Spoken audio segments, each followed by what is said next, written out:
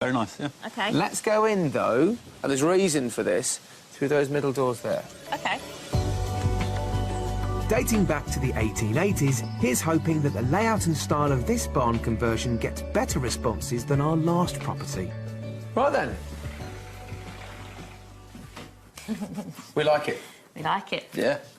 I like this. Looks good. Very Yeah. nice, yeah. Gorgeous, isn't it? It is. It's beautiful. Yeah. We've got everything I think a lot of people expect from a countryside property. Yeah. Including that feature fireplace. Yeah, yeah.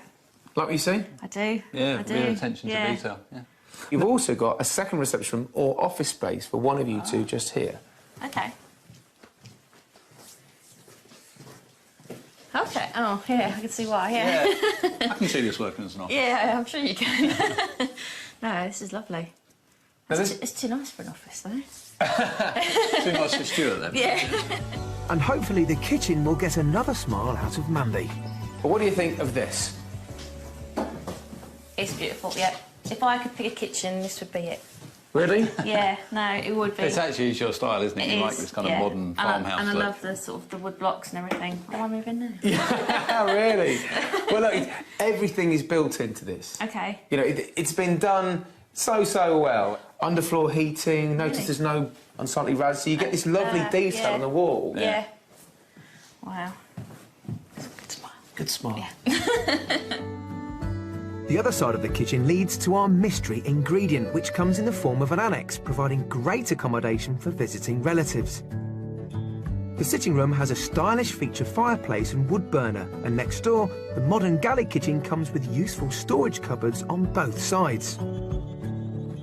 On the first floor, this one of two guest rooms not only has a shower, but also has access to its own ensuite bathroom just above it. But we'll take a look at the main bedroom, which is situated next to a relaxing seated area, and takes the glorious timber beam feel to a whole new level.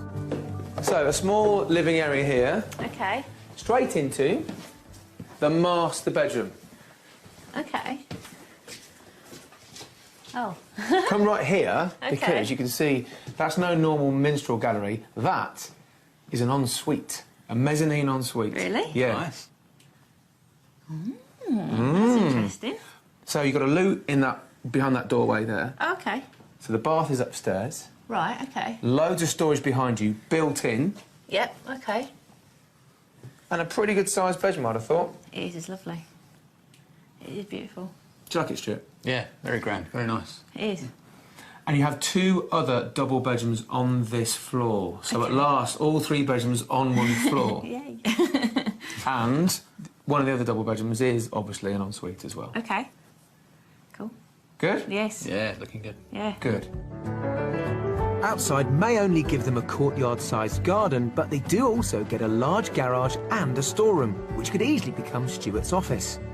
With all elements of our mystery house covered, it's now time for some straight talking. You're sport to choice with offices, bathrooms, bedrooms, Yeah, and yeah. options internally. Yeah. Externally, you don't have land. Yeah. Yeah. How much do you think this mystery house is on the market for? Because of just how it's finished inside, it is absolutely beautiful. I think it's going to be top end 500,000 or more, I think. OK, 500,000 £500,000. yeah. Stuart? I think I'm going to go for a more specific 530. This property is on the market for £490,000. OK. Interesting. Yeah. Yeah. It's a good price. It's a Good lot value. of property for that, really, as well, isn't it? It's a Yeah. huge property. Now, I know you're probably dying to get back inside, see all the rooms you haven't got to see so Yes. far. So why don't you do just that? Take as much time as you want, and I'll catch you when You you've won't finished. find me. I'm going to hide somewhere. I'll tell you what to find you, actually. Enjoy it. That's great, thanks. Thanks.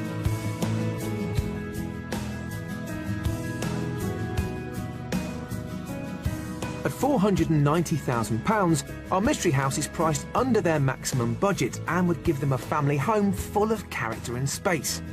It has two reception areas, along with a kitchen which had Mandy beaming. Upstairs, the three bedrooms include a master ensuite. And in addition to an office for Stuart, there's the one-bedroom annex, making it a rather fantastic package. Definitely has a wow factor. It's basically one of those places that you could just move straight into. is decorated how I'd like. It's laid out how I think it would work for us. 3 bedrooms on the same level, ideal for 2 small children, and obviously myself up there with Stu. So, and it's got the bathrooms upstairs. It's just I haven't got a bad word to say. Overall, really wowed both downstairs and upstairs by the property. It's just that outside space, and do we feel comfortable with moving into a property where, as it stands, we've got less garden space than we actually have in our existing house in the town. All done inside? No. Well, you'll never be short of somewhere to have a wash, will you, in that house? No, definitely not.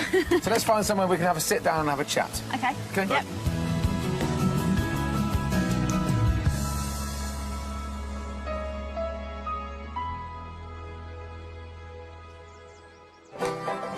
At the turn of the 20th century, the sounds of local folk music would have emanated from numerous village pubs in this part of East Anglia. Many of these songs may well have been lost forever were it not for the work of the East Anglian Traditional Music Trust.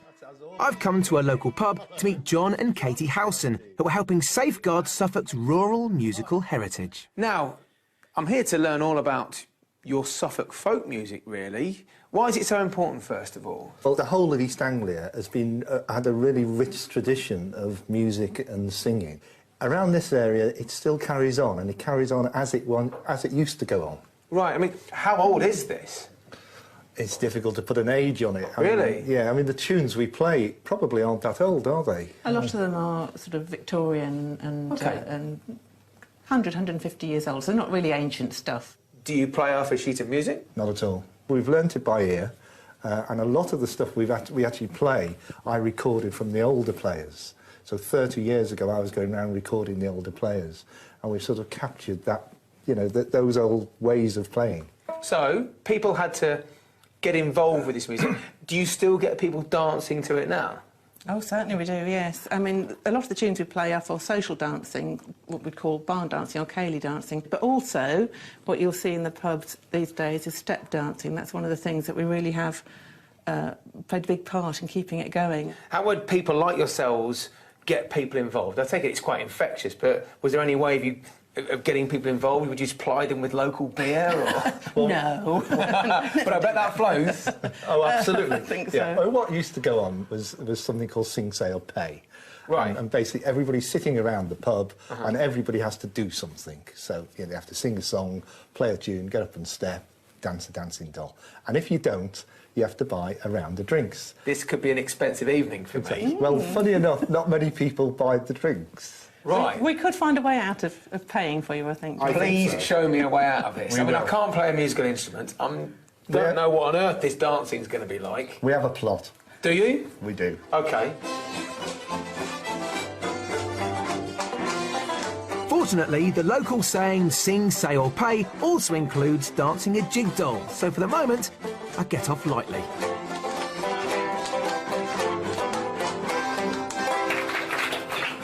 He's a better dancer than I am, that's just for the best, I think. Next, the step dancing starts in earnest.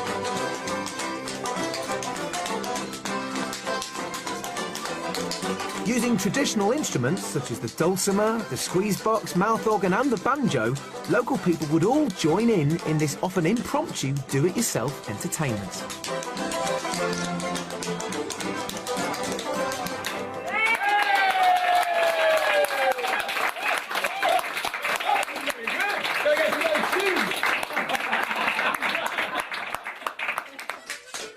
Well, there's no getting out of it. So, with tap shoes on, it's time to put my best foot forward.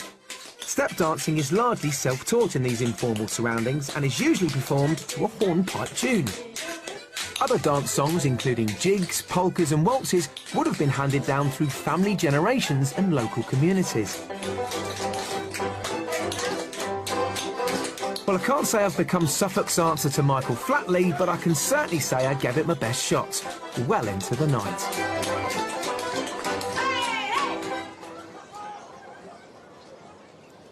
Well, a fantastic evening, and it's great to see these traditions being passed down. But will our house buyers, Stuart and Mundy, be dancing for joy about any of the properties that we've shown them? Time to find out.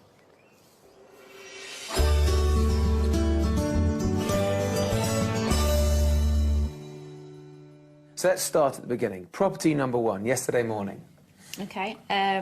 Really liked the sort of the property. The land obviously was a big pro for this property. Absolutely. Big pro for Stuart, wasn't it?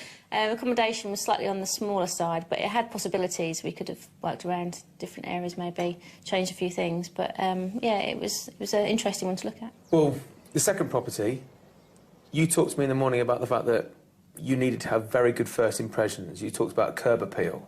Yes. Not sure you got curb appeal from the second house, did you? No, it wasn't my cup of tea, to be honest. No. Didn't appeal to me, which is a shame because it's beautiful inside.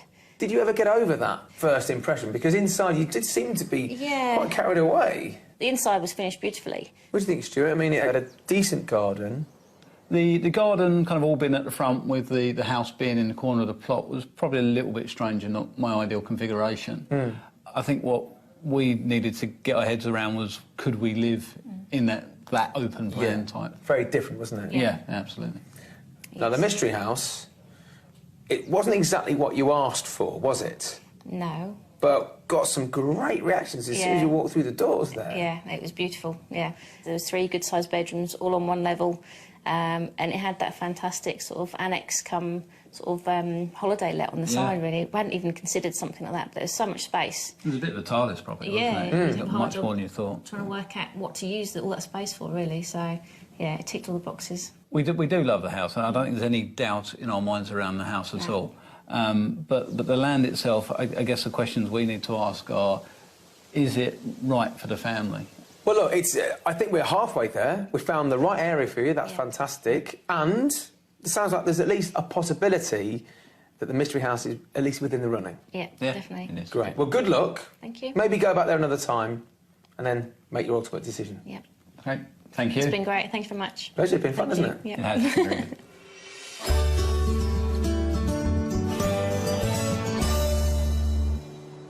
So the mystery property has done it again, which is just as well, really, because I don't think either of the other 2 properties were even in the running. Now, I also don't think Mandy or Stuart would have even considered visiting the mystery house if they'd have seen it first on paper. But once they saw inside, well, their reactions said it all, didn't they? They absolutely loved it. Now, ultimately, they need to ask themselves the question, is that property right for them in the long term with a couple of children running about the place? Now they're going to be in a much better position to answer that question once they've had a second viewing and then maybe come away from the place so their heart isn't ruling their head. But on the other hand, they also don't have a great amount of time. They've already got buyers knocking on their door. But at the end of the day, whatever decision they come to, they know they've found an area that they both love and want to relocate to. And I'm sure, just like me, wish them both the very best of luck. See you next time. Stuart and Mandy did consider the mystery house, but eventually decided the garden was too small. They've since made an offer on another house with a bigger garden in Diss. If you'd like to escape to the country in Scotland, Wales, Northern Ireland or England and need our help, please apply online at bbc.co.uk/be on a show.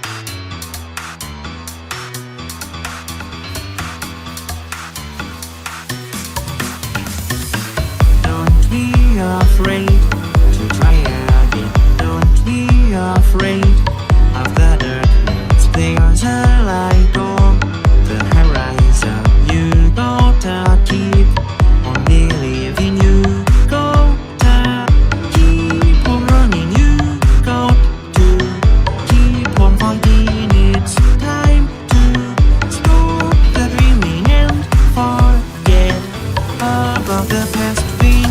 About what you believe in, you are supposed to be enough, and don't forget that there is love, there is a heaven in your heart. I know that